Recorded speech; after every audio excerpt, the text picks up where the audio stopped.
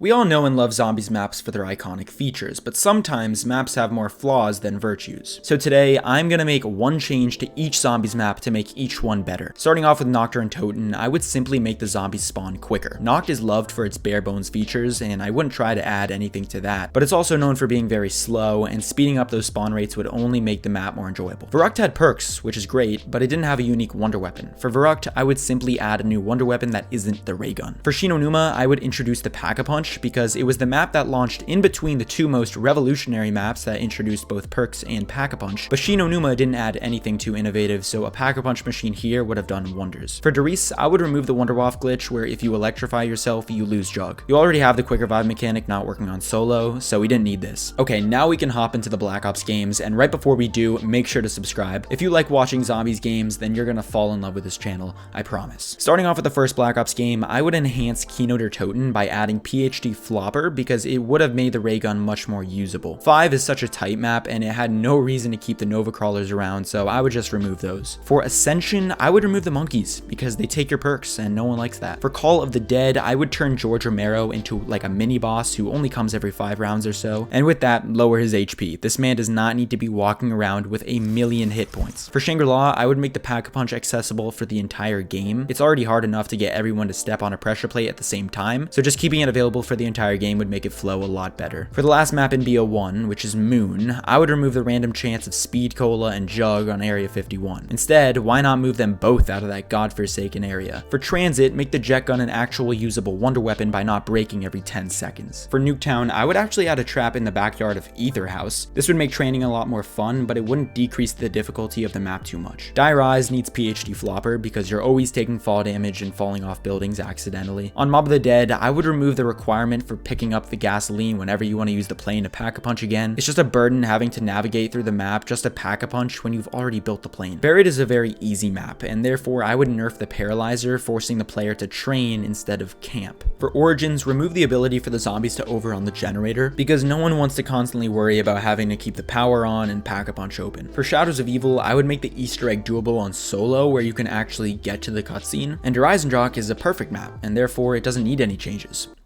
Just kidding, make the Firebow easier to get. Setsubo no Shima would be a lot better if you didn't have to search up a guide for 50 different buildables, so just remove half of that bottom HUD. Gorod Krovi would be a lot better without the Valkyrie drones. It already has the Mangler, which serves as the main boss, so why add another pointless one? Revelations wasn't too innovative, and this was a perfect time to introduce a new perk for all of Black Ops 3. I think we were all expecting one, and instead they gave us these stupid perma perks that no one wanted. For 9, I would introduce a better wonder weapon because the Death of Orion was cool, but it wasn't really effective. I think it would be great if Voyage of Despair had a more compelling storyline that really made use of the Titanic setting. The atmosphere is cool, but it feels like it's missing a deeper connection to the plot. It's like they chose the Titanic for the setting just for the name, but it didn't add to the story. For Classified, how about not having to get to round 150 to see a damn cutscene? For Blood of the Dead, I would bring back the Golden Gate Bridge, which was easily the most iconic part of Mob of the Dead. For Dead of the Night, I would have liked for this map to actually make sense. For Ancient Evil, can we please finish the Chaos story? For Alpha Omega, I would make the final boss a lot more interesting. This boss fight consisted of killing zombies for souls and then knifing a goddamn Avogadro. For Togd or Toten, I would have loved a cinematic end to the Ether storyline. Instead, we got this picture motion ending, and it was very bittersweet. Or just bitter. For D-Machine, I'd make the die variants more powerful than the regular die, but honestly, I'm not complaining. I like fewer steps. In Firebase Z, I'd ramp up the difficulty of the boss fight, ensuring it's not done in 10 seconds. And for Mauer to Toten, how about we don't copy and paste a campaign map directly into zombies? And same goes for the Forsaken. There's a lot wrong with this map, and I'm not afraid to say it, but it could have started with an actual original experience. These maps have absolutely zero atmosphere. Anyways, that's gonna be the video, guys. I hope you enjoyed it. Let me know in the comments what I can improve on, and I will see you all in the next one. Peace.